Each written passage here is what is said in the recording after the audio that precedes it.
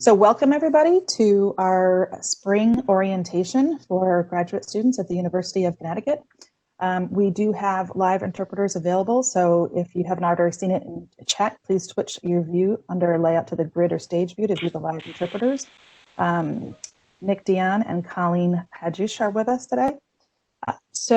My name is Karen Bresciano. I am Assistant Dean of the Graduate School, and I'm thrilled to welcome you to our to the spring semester. In ordinary times, we would be doing this in person, but who knows if we'll ever go back to that again, because we have actually access to so many more of you sometimes when we're doing these events virtually. So today what we're going to do is we're going to have some words from our dean, and then we're going to open up to our panelists, and they're going to introduce themselves to you. Then we have a wonderful selection of panelists that cross over different fields and different programs, master's and PhD students. We are also going to be interested to get any questions that you may have. And so to submit a question to our panel, please use the chat function and send the chat to all panelists.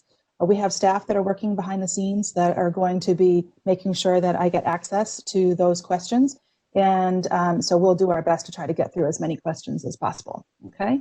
So to get started, if I can turn it over to Dean Holsinger to give us a few words of welcome. Thank you very much, Karen, and welcome everybody. My name is Kent Holsinger. I'm Vice Provost for Graduate Education and Dean of the Graduate School, and I'm delighted to welcome you to UConn. As Karen said, in normal times, we would be welcoming you in person, but this virtual meeting does give us a chance to welcome more people than we would normally welcome, because even in normal times, many graduate students are studying remotely or studying at campuses other than the Storrs campus, where we'd have an in-person welcome. So once again, welcome to UConn. And let me also congratulate you on getting here. I typically go through a set of statistics about how many people apply to UConn, how few are accepted, and how that makes exceptional. But this year, you're even more exceptional than usual, because you are choosing to start your graduate career at a time where the United States and the world are challenged by a pandemic that we haven't seen the likes of in a century or more. It's made all of our educational offerings more challenging to offer, and we recognize that all of you will be facing unusual challenges in beginning your studies, whether those are entirely online or if your work involves some amount of in-person research or education. These are unusual and extremely challenging times. Even in the best of times, graduate education can be very challenging and rewarding. But the challenges are important, and it's important to remember that there are resources available at the university to help you when you face those challenges. In a big, complex organization like the University of Connecticut, finding those resources can be very difficult.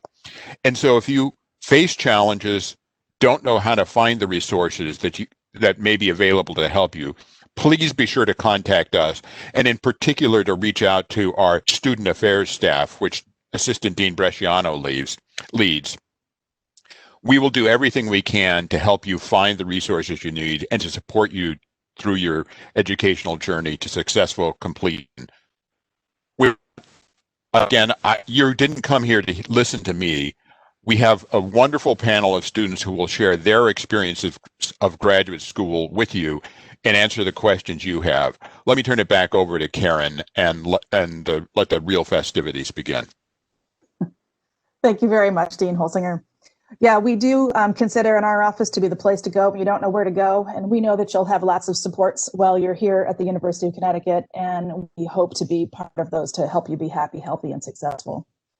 So moving on to the good parts. We have a fantastic panel. And so if I could ask each of the panelists to introduce themselves, name, pronouns, program, year in program, campus, if you hold an assistantship, we can start off with Anna Marie. Hi, Hi, yeah, I'm Anna Marie. My pronouns are she and her, and I'm a doctoral student, a PhD candidate in the Department of Chemical and Biomolecular Engineering. I currently have a GA position. I'm a TA. Yay. Okay, Rachel? Hi everyone, my name is Rachel Wada. I use she, her pronouns. I'm currently a second year student, and it's only a 2-year program in the master's program for higher education and student affairs. And I currently hold an assistantship, a full-time assistantship at the Asian American Cultural Center. Thank you very much. Sadesh, are you there? Maybe you can turn on your video, possible? Yeah. Very wonderful good morning to one and all present over here. We welcome you to our Yukon family. I'm Sudesh Gupta. I did my master's in business analytics and project management, and I just graduated from the college. I feel sad that I'm being graduated, but so now I'm an alumni. You can surely reach out to me in case of any incidents or issues. Thank you so much. Thank you very much. Tommy? Good morning, everyone. My name is Tommy Lee. I am near the end of my PhD program studying behavioral neuroscience in the Stores campus, and I currently teach in the Department of Psychological Sciences. Thank you very much. But we also have other folks from the graduate school as well as the UCIS staff that are here. Colleen, Nick, and Karen, who are here, and Melissa, who are doing some interpreting and captioning for us. And then Cinnamon Adams, Stuart Duncan, and Kay LeBlanc, Kay Gruder are here to in case there's any questions that come up. But first, we'll start off right where the panelists. And so, can I ask you to share with us what surprised you the most about graduate school? Anybody can jump in, no particular order.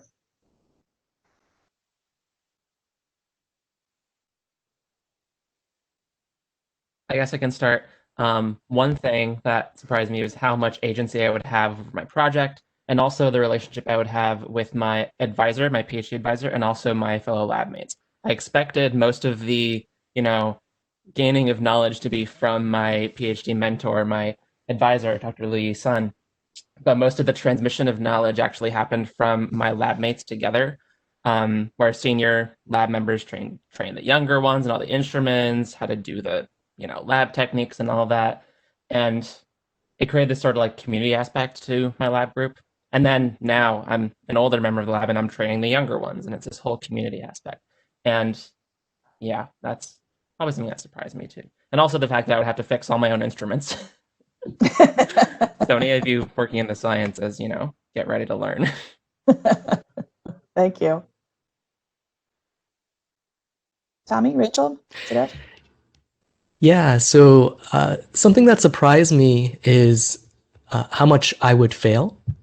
So failure, I think, is so crucial in being successful in graduate school. Oftentimes we'll read these published research articles that look incredibly polished, but the reality is that every author listed on that article has failed, whether it be experiments or research grants or rejected journal article submissions, and they'll probably fail again too. The important thing to note, though, is that the really successful individuals in graduate school are the ones that fail but don't stop after their failures. So they'll change something and hopefully be better. Thank you for that. For me, I think I was surprised by a couple of things. So the first thing is that I worked professionally before moving into my grad program. And I was very surprised by the transition back into grad school or back into schoolwork. It was a little bit more of like a rough transition than I thought it was going to be. Um, but then I was also surprised when I got here about like how different it felt from undergrad. It felt very much like I was a little bit more isolated in the community and I wasn't as connected to the Yukon community. And so it took me a little bit more time than when I was an undergrad to like find a place and to find a sense of belonging in my grad school studies. but I think I got there. It just took a little bit more time than I was expecting. Okay, thank you. So you mentioned getting involved. Maybe would you be willing to share with us, folks on the panel, how is it that you found connection? How did you find the community that helped you feel supported?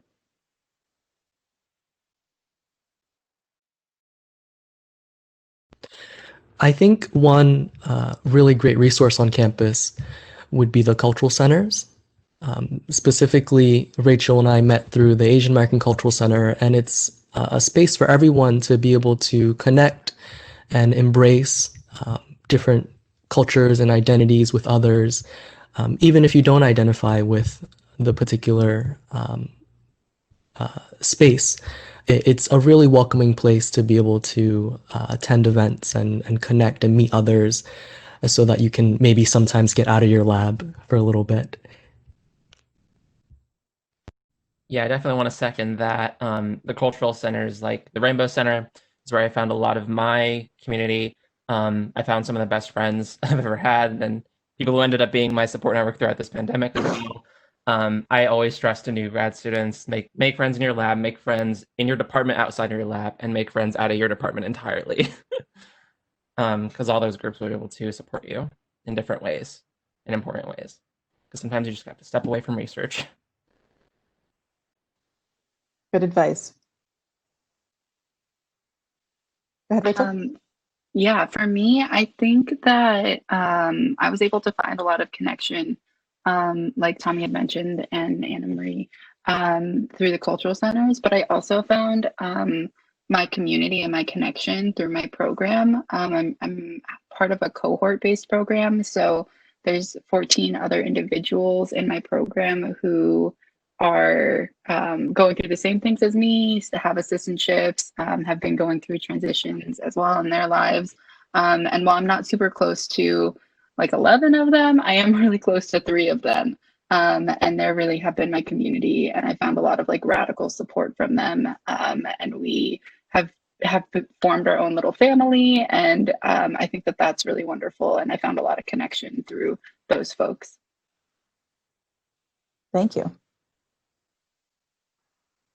Siddhesh, anything you'd like to share? Feel free to shake your head if you're good. Sure. So networking and connections is very important, especially in graduate school. So here in UConn School of Business, you'll get the opportunity to join different clubs. Like we have Toastmasters International Club to improve your personality. We have UConn Grad Consulting Club if you're interested in doing analytics project. We also have UConn Net Impact. If you're close to nature and want to do something for nature, you can surely drive away by joining this club. So you build a community, you get a lot of connections, you build networking, and these things help you. Not only with your tasks, but this will also help you, complete your journey with full things. You'll enjoy these things. If you have connections, you have friends all over. These connections will help you with maybe with your assignments, maybe with your jobs, maybe with your internships. So connections and networking always helps here. So this is an opportunity for you all to build a strong connections and networking throughout your campus or career. So, thank you. Thank you. Thank you for that. So we've had a question come in on the chat, sort of that combined together. Questions about time management, work-life balance, particularly if you've ever been a full-time graduate student at the same time as having a full-time job. Can you talk to us a little bit about how you've managed to create strategies that work for you as far as time management and work-life balance?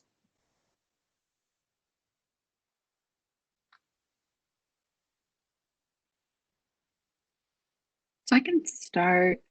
I would say, first of all, to Alyssa who asked, I haven't worked full time outside my grad program, but I do work in an assistantship, and I'd say that a lot of my time management strategies sort of went out the window with COVID-19.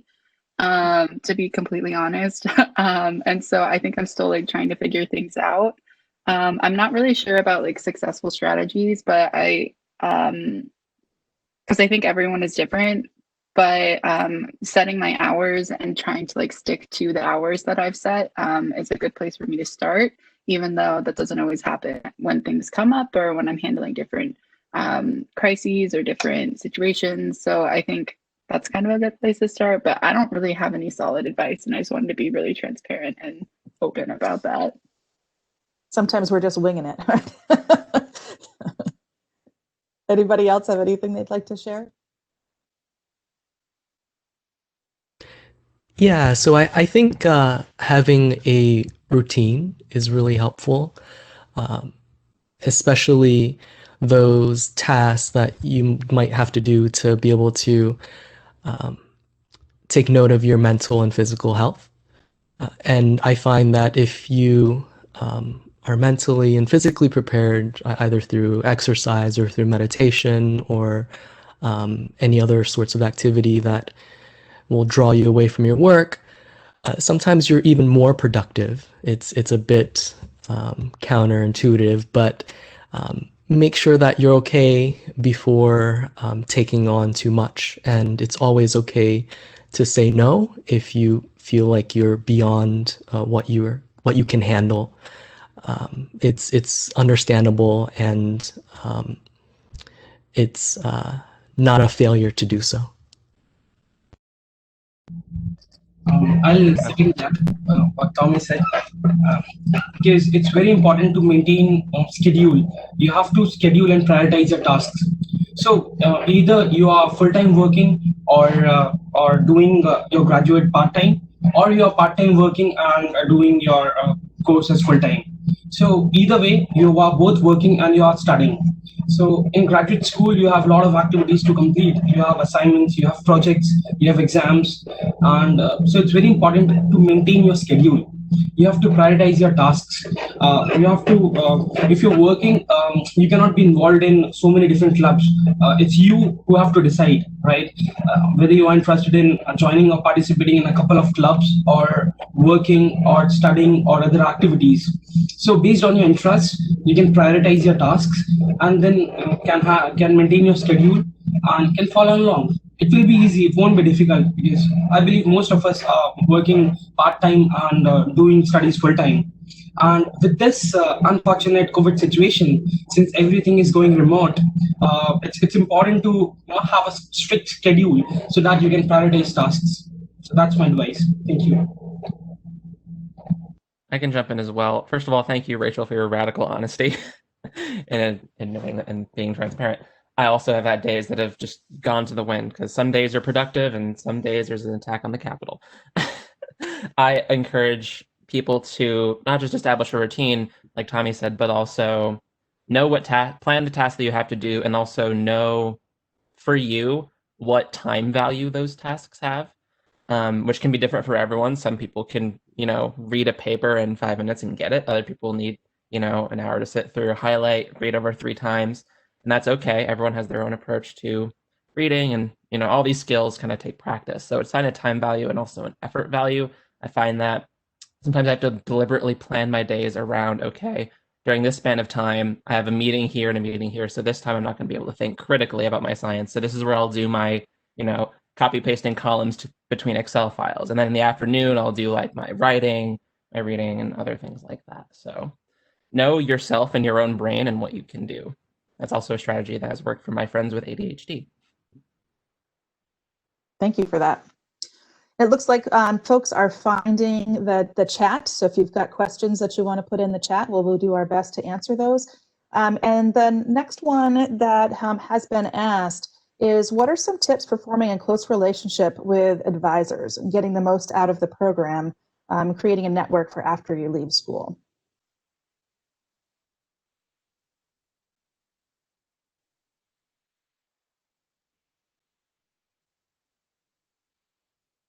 I think it's really important to communicate early and often with your advisor, whether it be through email or through text if you feel comfortable, or before COVID, it would be just walking into their office. And the other thing would be to attend social events as much as you can. So I know in my department and division, there's always a reason to celebrate something, whether it be after a seminar. We could probably in the past go get a couple beers or something. Nowadays, after seminar, we might stay on a little bit after Zoom and just chit chat about things other than research. So we've adapted a bit now, but the idea is still there where you should engage and communicate and socialize as much as you can, especially during these trying times.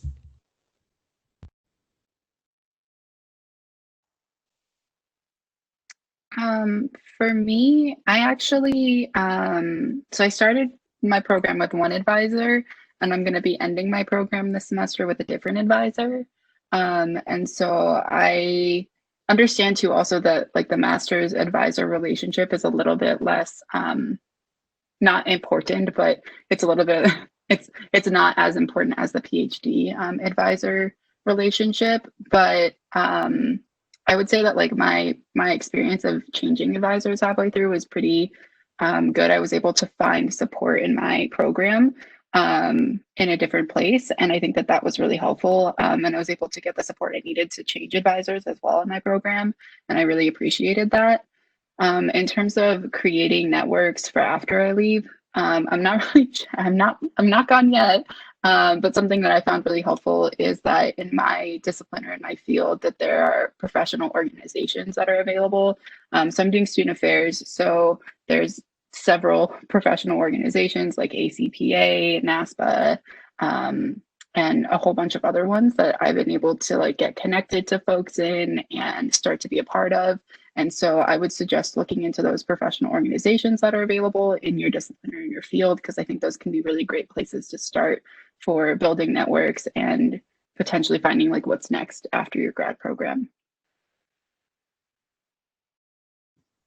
Yeah, I think the PhD advisor, PhD student relationship is kind of unique because it's not like a boss telling you what to do and you're like the lackey. It's more like my advisor treats me like a colleague. Like obviously sometimes he gives me orders, but um, it's a kind of relationship where we work together, we kind of help each other out with what we want. And so being clear about what you need and what you want is very important. So if you know for a fact that you want to go to industry, um, your advisor will give you different direction and point you towards different resources and opportunities than if you know you want to stay in academia. So knowing what you want and communicating that to your advisor early on and throughout the process, and as your ideas for what you want change. If you want to go to a specific conference, just ask for help, and then your advisor should, you know, work with you to make that happen.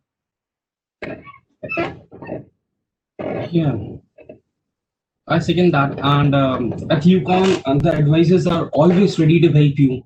It's you who have to communicate your problem, your issues to your advisor. So likewise, I also had two different advisors in the program and once when I left the program. But both the advisors were amazing. They were open to help anytime on my request, and they're especially very much helpful for the full-time students, full-time employees. I mean, the students who are working full-time, because they do understand that if you're working full-time, it's difficult to maintain with your studies and courses, right? So they offer advice if you reach out to them, if you seek advice from them, and they'll help you plan your activities, prepare. Even they even help you schedule your courses, which courses you want to take. So again, I would say it's the communication that you're bringing. It totally depends on how much you're related. So I would say that my advisor obviously is not related to all the 100 students, but she must be interested in those 10 students who are reaching out to her at every now and then, right? So it depends on you, like how you are communicating, how you are treating your advisor, and how you're communicating your problems and issues, and what advice you're seeking. Thank you. Thank you. All right, the next question that has come up in the chat is I am in a part-time, I'm part-time in an online program, also working part-time and have teens at home. What's the best way to get to know others in the program when we're all online? Any tips from y'all about how you have either created or maintained relationships as we move to this all online environment?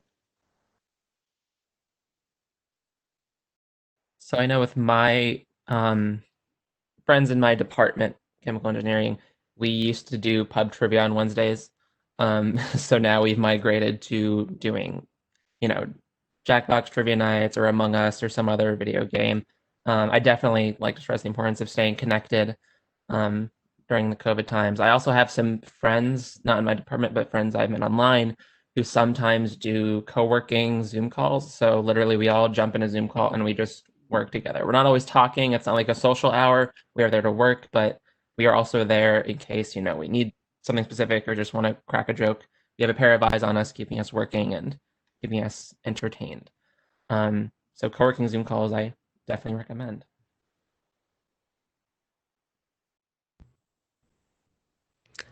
If you feel comfortable, I recommend making a group chat of some sorts, whether it be through GroupMe or some people use Discord or any other type of program where people can spontaneously and randomly get together and write chats and allow others to answer on their own time if they like. And hopefully that will bring you closer to your cohort. Thank you. Karen, could you repeat the question one more time just to make sure that I'm answering it? Basically, I think the question was, how do you create relationships with folks when you're in an online environment?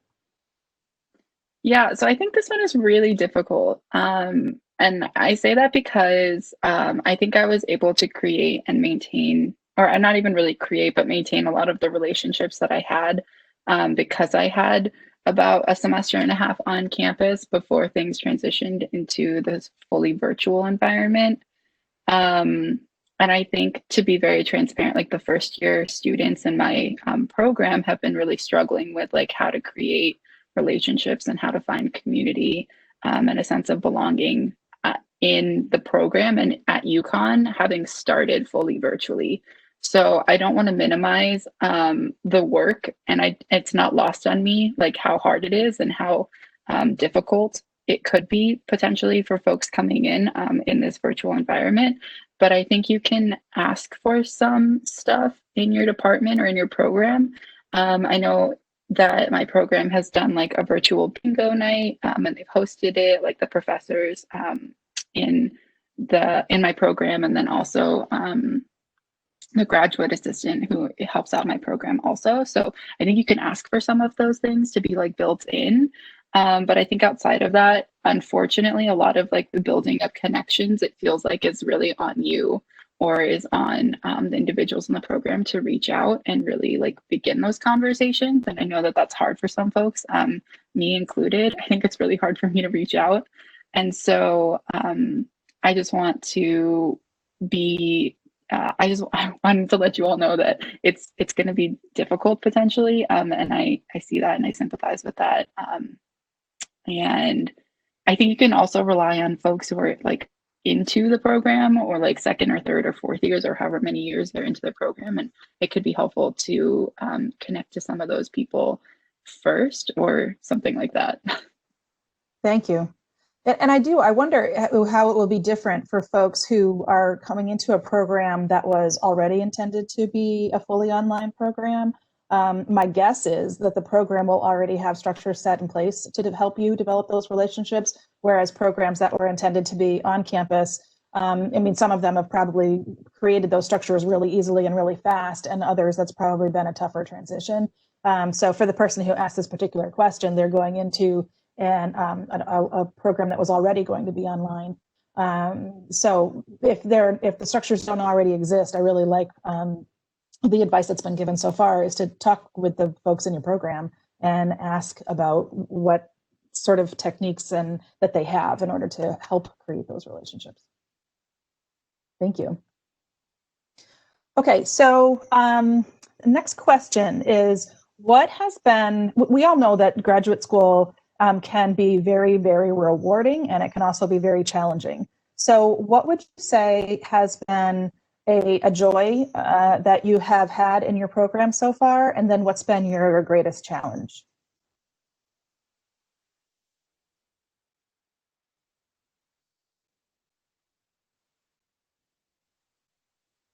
I can go.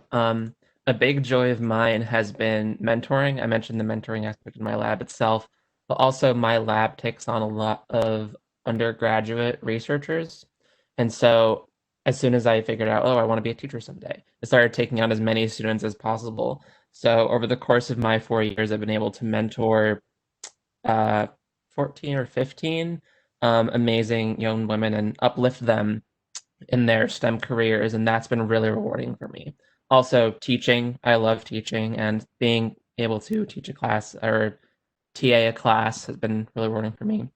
In terms of challenge, um, I'd say definitely work-life balance and creating those boundaries and just say, oh, after 5 o'clock or 6 o'clock, I need to stop working for the day. Even though I could accomplish more, it's not good for my mental health to keep working. So being able to um, say no, especially saying no to my advisor sometimes has been a challenge, but you develop those skills. You need to develop those skills. So yeah.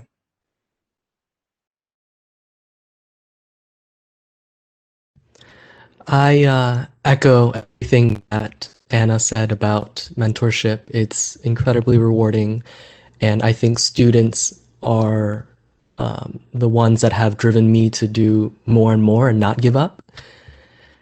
With regards to the greatest challenge in my graduate study would be, I know for myself, I'm a perfectionist, but I have to keep telling myself that I don't have to be perfect, and that your advisor should be there to push you, and they'll always cover your drafts when you're writing with corrections before submitting articles for review.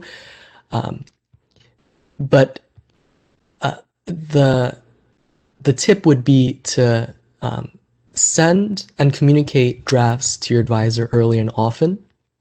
And the best thesis would be a finished thesis.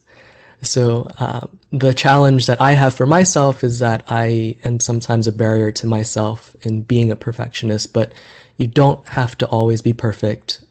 It's sometimes better to send things out early and often than it is to wait, because you do want to finish on time, if not early.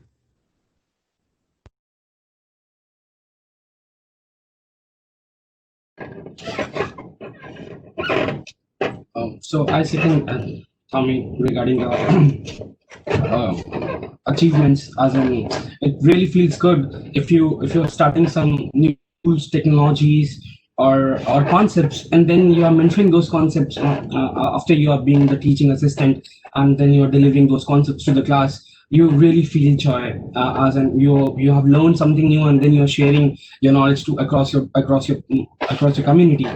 And challenge, I would say that in almost all of the courses you have projects, and the project teams are diversified. Okay, you can make sure that project teams are diversified. So it's your job to collaborate with each one of your teammates, right?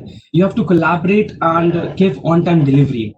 So this is the most challenging part, because we all are new sometimes, and no one is willing to take a stand, and then you have to decide, and you have to take a lead, and you have to get that task done. So sometimes it's challenging, and you will find this challenging in every semester, in every different course, when you have new people around, and some may be more potential than you, some may be less potential than you, but you have to get along with them and get the work done, work best as a team. So this becomes a challenge, because a team is not everyone is equal, but you have to be the best at and deliver. So I think this was the most challenging thing, and this has helped me grow professionally and personally. Thank you.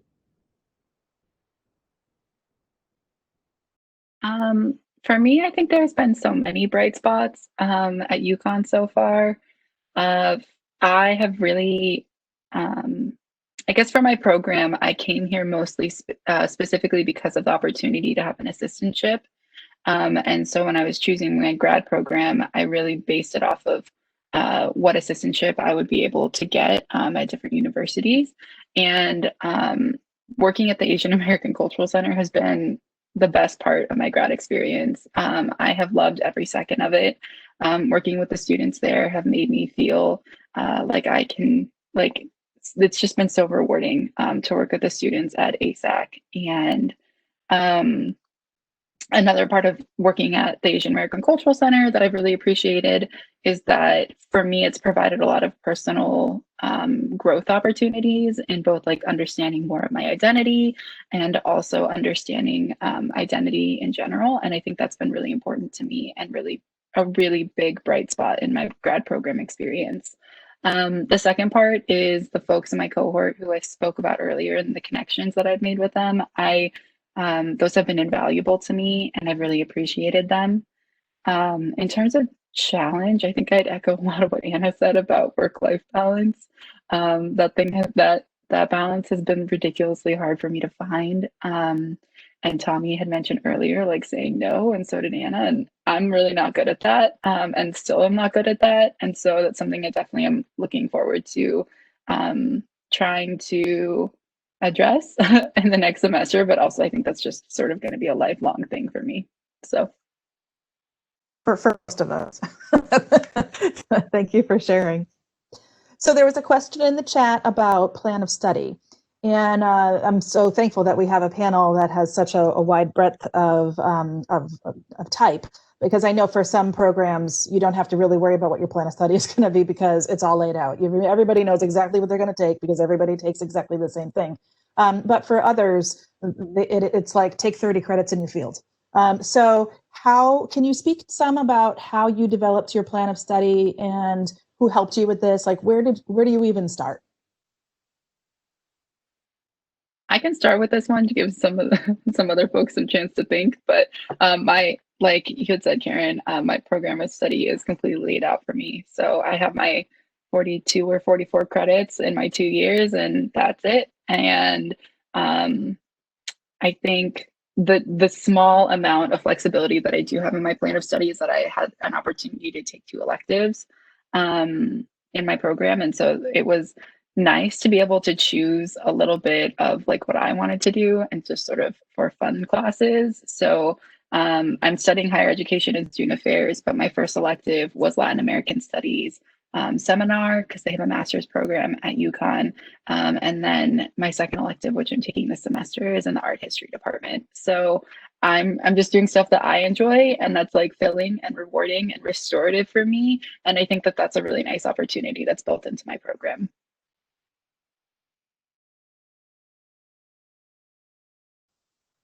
Great, thank you.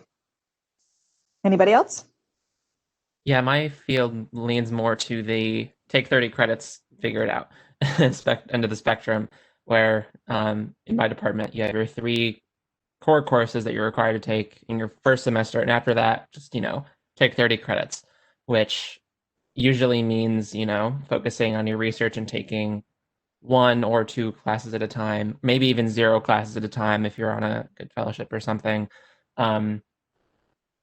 It's one major difference between undergrad, where it's like you're taking 5 courses and every course is a homework due every week and it's all classes. But research, it's like, or PhD programs and even master's programs, it's like your priority is doing your research, and the professors know that and they're not trying to fail you. So the classes are there mostly for your own information. And my advisor and my lab mates helped me choose which courses in my department I needed to take to help me do my research.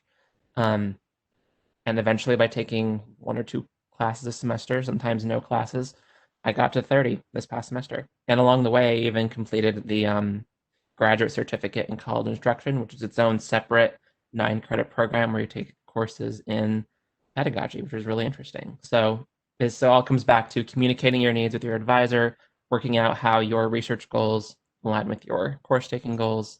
And yeah, that's more of what STEM is like anyway. For business analytics and project management, it's important to plan your courses because there are a lot of courses that are prerequisites for some other courses. So you have to know this thing and understand and take the prerequisites in before semester, and it's important to decide your electives because analytics being a broad domain, you have a couple of options, like maybe big data or Python or web analytics or healthcare analytics. So there are a lot of options of visual analytics, and all of these courses are interesting and exciting at the same time. So it's you who have to decide what field you're interested to pursue your career in. What background you have, or which field fascinates you. You can reach out to alumni, reach out to faculties, reach out to your advisor. They all will surely help you out with the planning of courses. So it's just that you have to plan your courses prior a semester. Like you have to plan your courses for the next semester, and you have to do the prerequisites for this semester. I completely agree with everything that has been said. I'm in the Department of Psychological Sciences. There's a manual where you can refer to every single year, and it'll let you know if you're on par with completing all the milestones and requirements. Speaking of milestones, I think it would be advantageous for students in PhD programs who have assistantships to do their milestones quickly and early because you get a pay bump through it. So once you get your master's, you get a pay bump. Once you pass your qualifying exams, you get a pay bump. So if you're able to manage all that, the rewards, although just a little bit, are beneficial. Great, thank you. So, excuse me. Okay, so a question just came in the chat. For doctoral students, did any of you come into your program? Did you know if you wanted to go in the industry route or the academic route? What was the defining moment when you made that decision?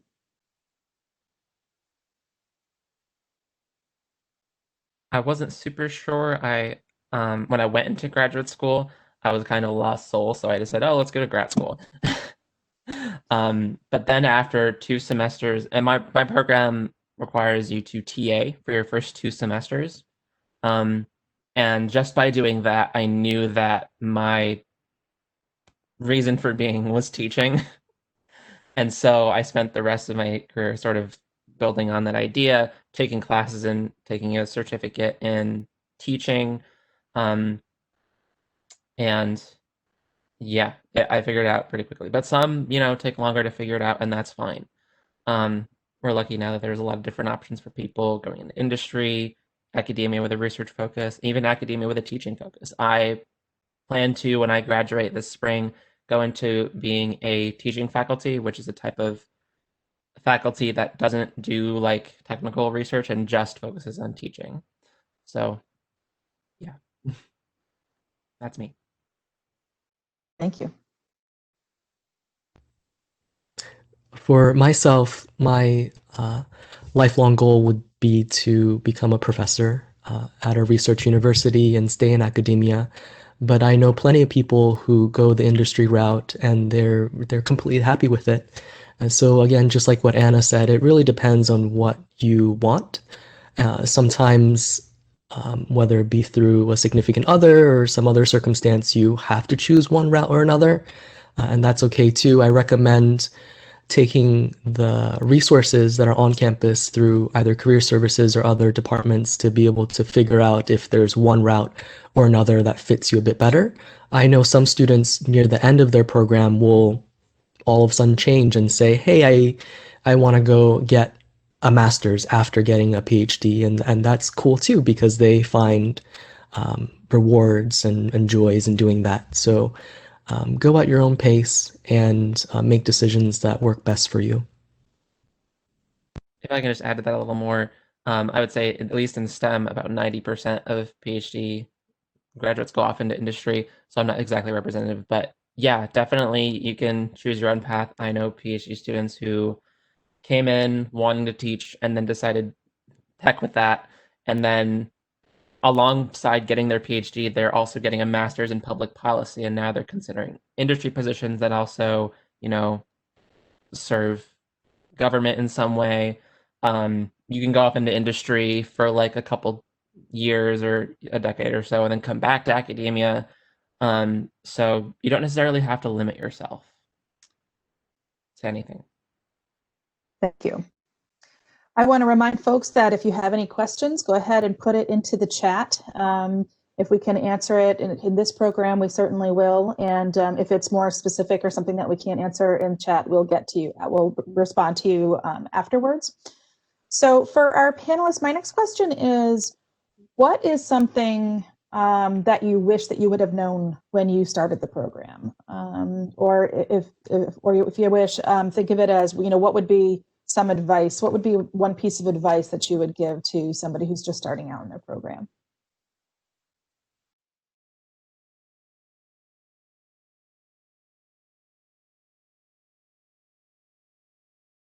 I can go first. So my program was business analytics and project management. So I would recommend that just go through your courses, outline your courses, the contents, like what are the prerequisites. If it is a programming language, do you already know the concepts of programming language? Or if it is a database, have you ever worked on a database? Or are you familiar with the concepts of the database? Or if it is a visualization, like why are you learning this? It's important to relate things, why you are doing this or how you are doing this. So concepts always help you groom better.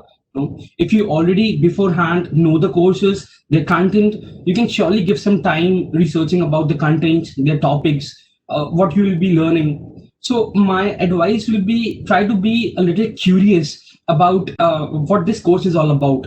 How can it be related to practical real life, and try to relate it with the practical examples. What are the examples, what are the implementation examples? Is it an example of live coding or live gaming that we're doing, or is it an example of sensors? So if you are able to relate those things and concepts with the real world practical examples, you'll get more curious to learn. And curiosity is all what is required to learn and groom better. So my advice is, don't panic and don't worry too much if you already have not seen the content of the courses. That's totally fine. Even I didn't go through any of the content in the courses. It's just my advice. If you go through the content and topics or concepts, it will help you. You can study. It will help you learn faster. That's all I'm saying. Thank you.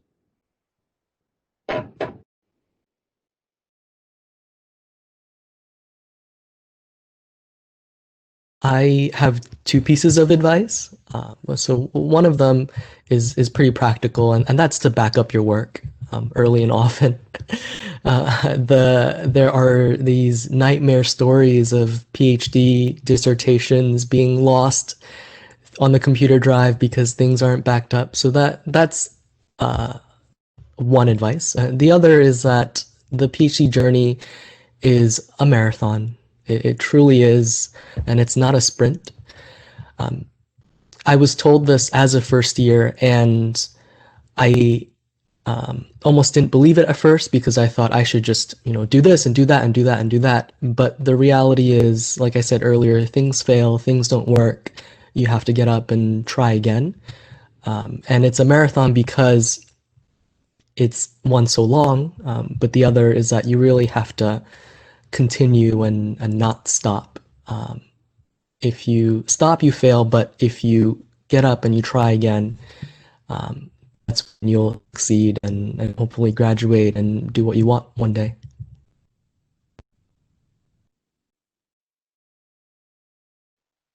Thank you. Anybody else? Yeah, so I think my first piece of advice is a little bit more practical, which is decide like how much reading or what reading, like how much time you want to spend on reading, because I think that that's really important. And developing reading skills at the very beginning is helpful and to work on. I think like skimming what kinds of what pieces of information are really valuable in the article, and then deciding like if you want to go back.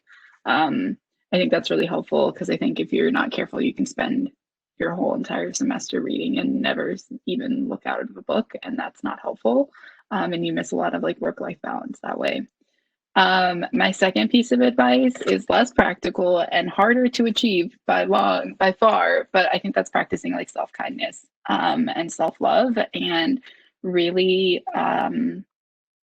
being okay when things fail or things don't work out, and not being too hard on yourself for not achieving what you think you should be achieving or producing as much as you think you should be producing.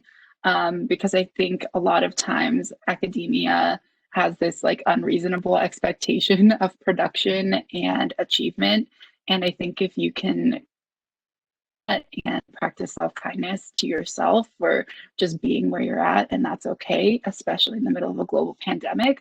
I think that that's going to do a lot for your mental health and self preservation. And especially if, like Tommy said, you are doing the PhD route, you know, the marathon that you're about to be on, that's going to be really helpful.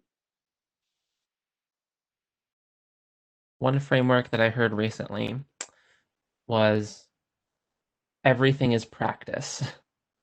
At the larger scale, you know, your high school was prep for undergrad, undergrad was practice for PhD, PhD was practice for this, and so on and so forth. And even at the smaller scale, every project, every experiment, everything is practice. And so we have this expectation that the PhD has to be perfect. It's this big thing, and it is really important. It's really big, and you're really awesome for being here and going for a grad degree.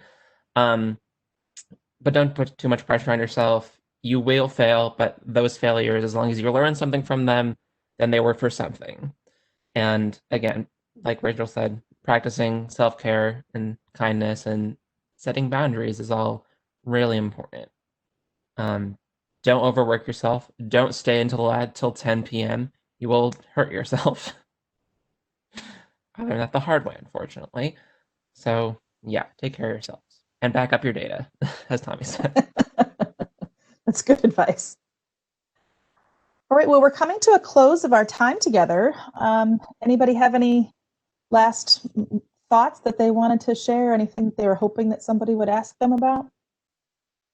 It's okay if the answer is no, but if there's something that you wanted to say.